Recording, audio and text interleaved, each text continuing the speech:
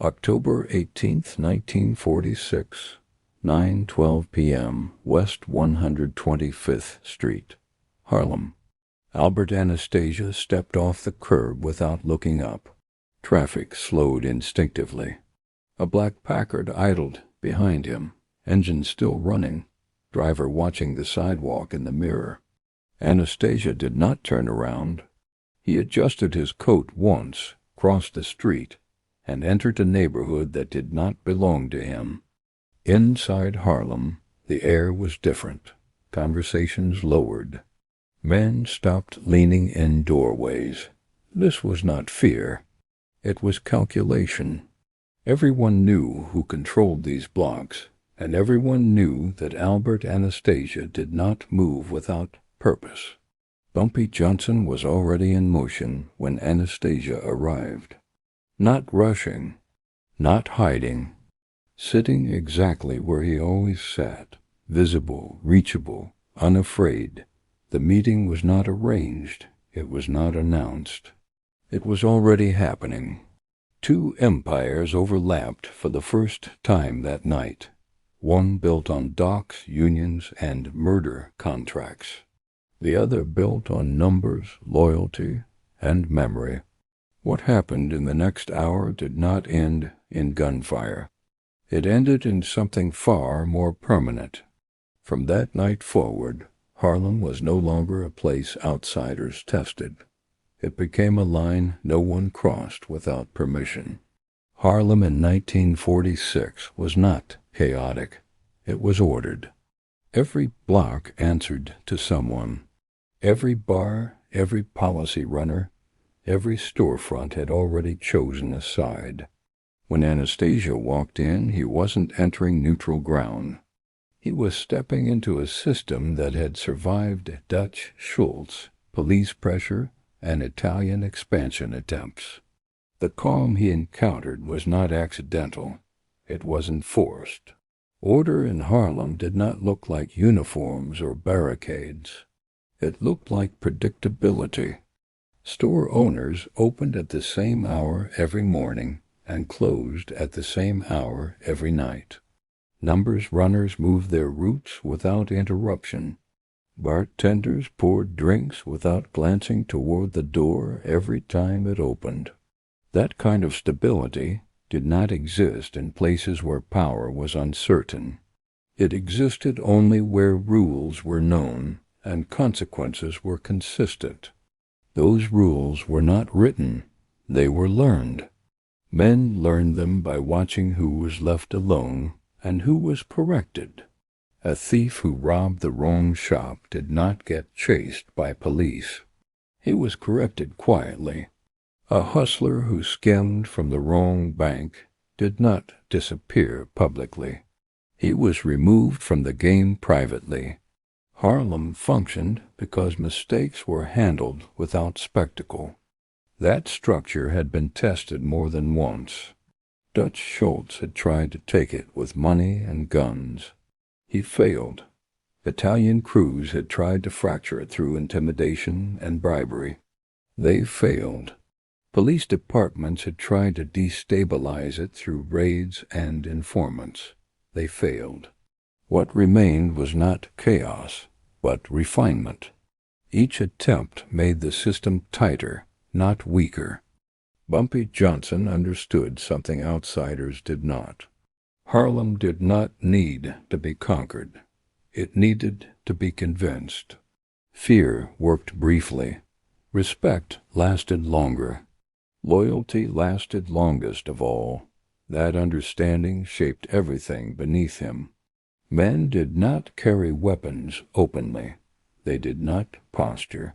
They did not escalate unless escalation was required. Violence was a tool, not a language. So when word spread that Albert Anastasia had crossed into Harlem, there was no panic. There was assessment. Shopkeepers did not close early. Runners did not alter routes. No extra men appeared on corners. That absence was the message. Harlem was not reacting because it did not feel threatened. Anastasia was noticed immediately. not because he announced himself, but because he did not belong. His walk was different. His stillness was different. Men who had grown up reading streets could tell when someone was passing through versus when someone was arriving to stay. Anastasia's presence suggested intention, not occupation, and yet no one stopped him. That was the first decision made that night, and it belonged to Bumpy Johnson. Interception would have signaled fear or hostility. Either would have shifted the balance. Allowing Anastasia to walk freely reframed the encounter. It placed him inside Harlem's order rather than against it. In doing so, it stripped him of initiative. Guests do not dictate terms. They observe them. Every step Anastasia took deeper into Harlem reinforced the same message. No one rushed him. No one challenged him. No one followed too closely. He was not being hunted. He was being measured. The men watching from doorways were not guards. They were witnesses. Their role was not to stop violence, but to remember how restraint was exercised. In Harlem, memory mattered. Reputation lasted longer than force.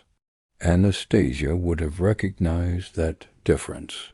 He came from a world where silence preceded murder.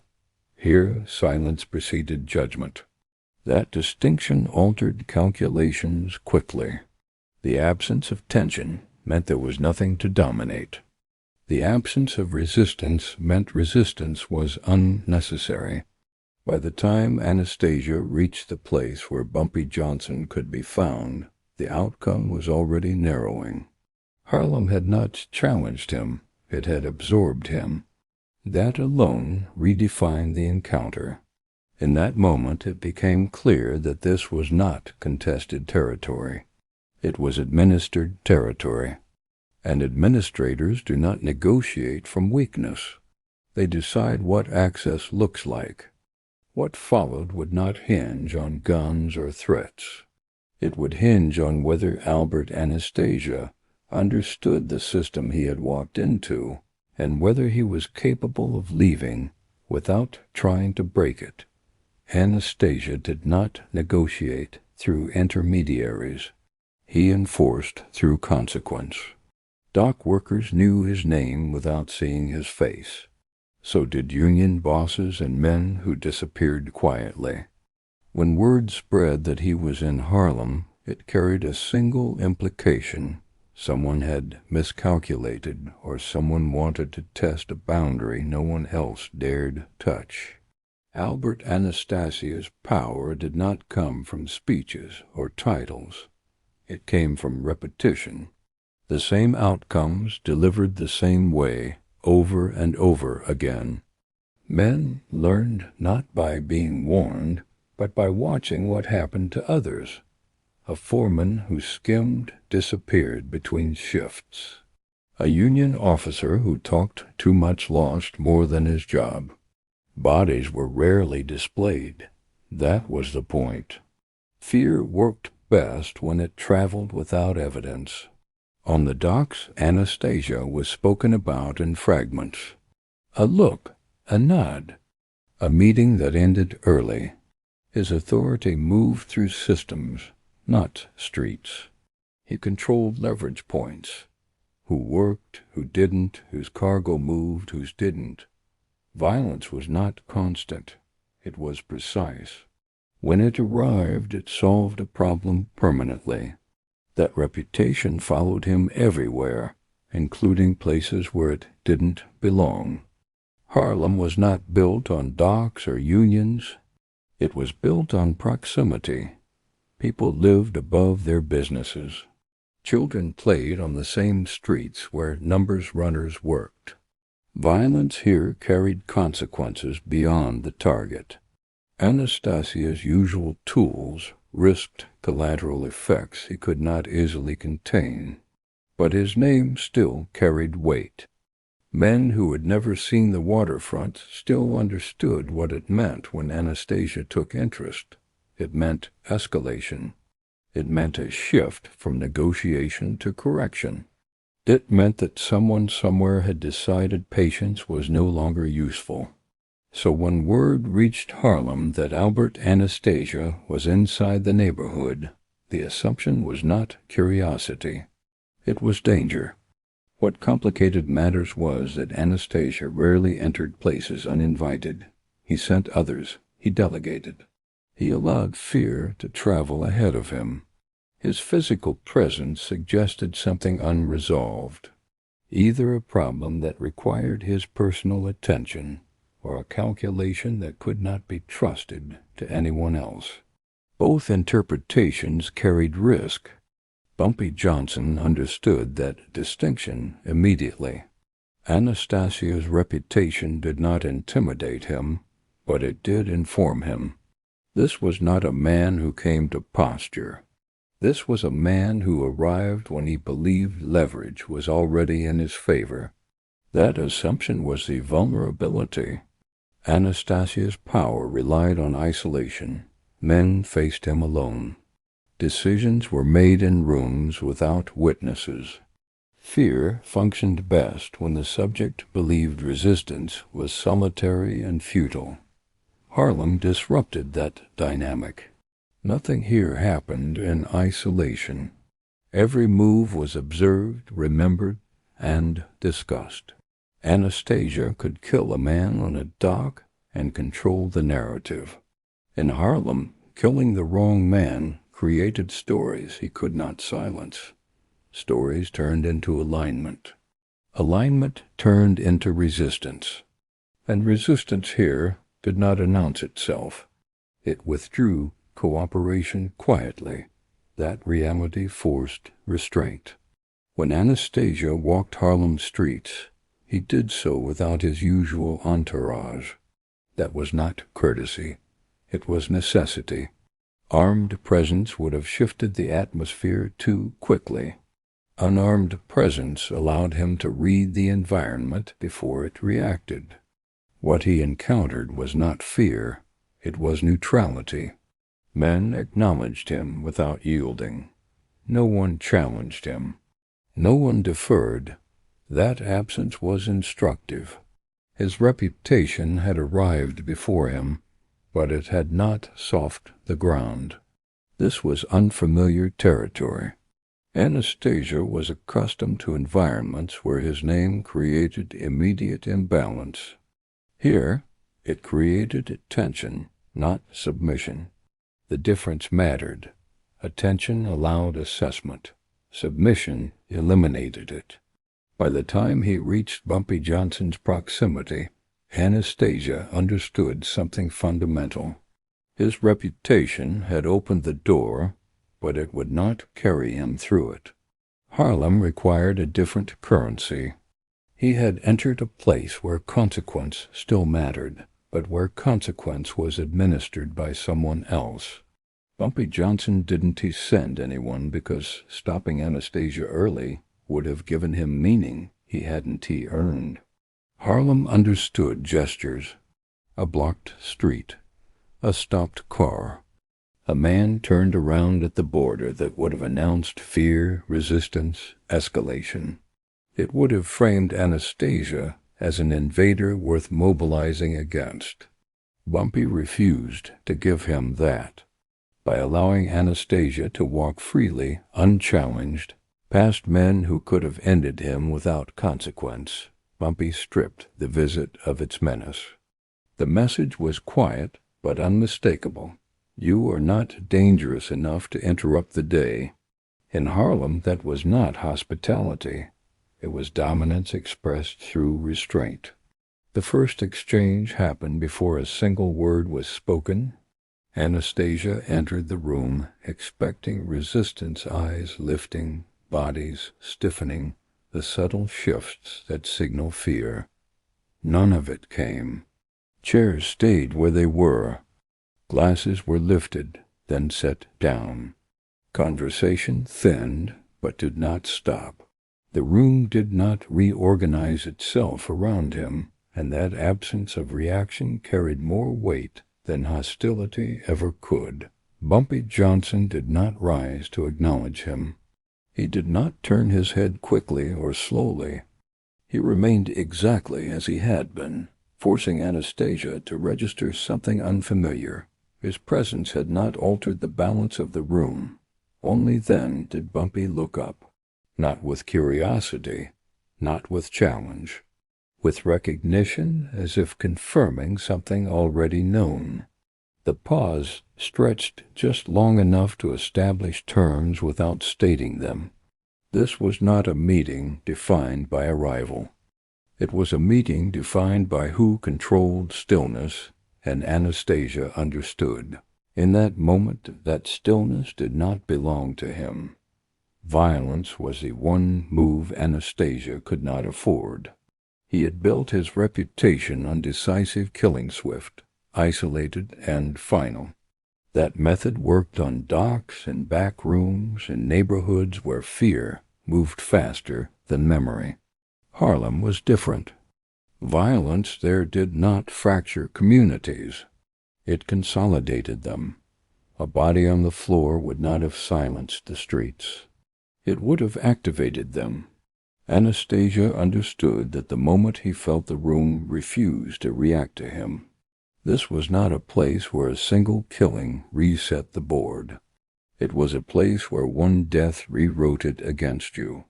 Ordering a hit would have made him responsible for everything that followed, and what followed would not be predictable. Not reprisals, not negotiations, but something worse: collective resistance, quiet non-cooperation, a closing of ranks that no outside family could break without committing to a war it could not control. Anastasia did not fear Bumpy Johnson in that moment. He feared Harlem itself, and that understanding altered the balance before either man spoke. The conversation was not designed to persuade. It was designed to clarify. Bumpy Johnson did not raise his voice or narrow his eyes. He spoke as if Anastasia were new to the city, not powerful within it. He described Harlem in practical terms, what flowed through it, who protected that flow, and what stayed intact because of it.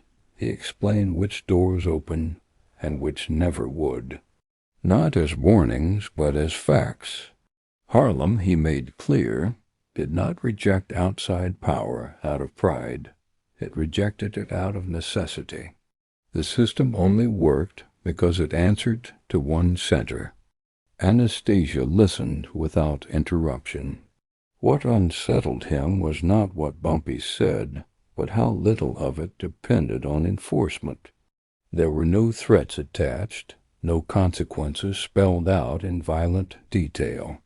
The implication was structural, not personal. Access, Bumpy explained, was conditional. Influence was not transferable. And any attempt to bypass that order would not be met with spectacle, but with silence, isolation, and attrition. This was not negotiation, because nothing was being offered. It was orientation into a world where entry did not equal control, an understanding that difference was the cost of remaining alive. Anastasia's departure was not an admission of defeat.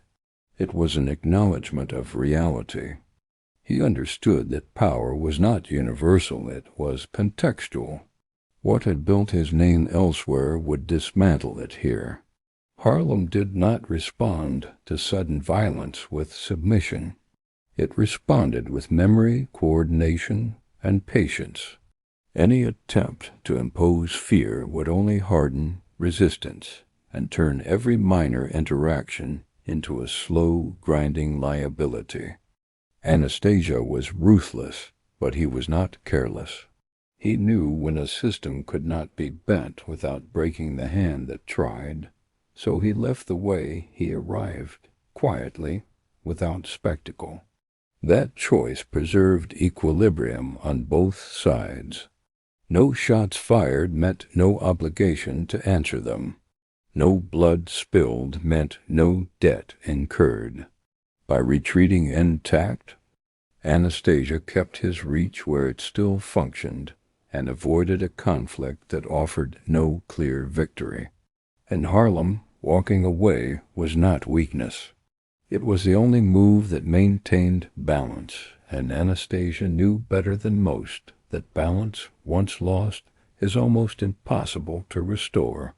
The story moved without embellishment, and that was why it held. Men who understood power did not ask who threatened whom. They asked why nothing had been required. In the underworld, absence of violence is never neutral. It signals resolution. The conclusion drawn was simple and unanimous. Harlem no longer needed to be tested.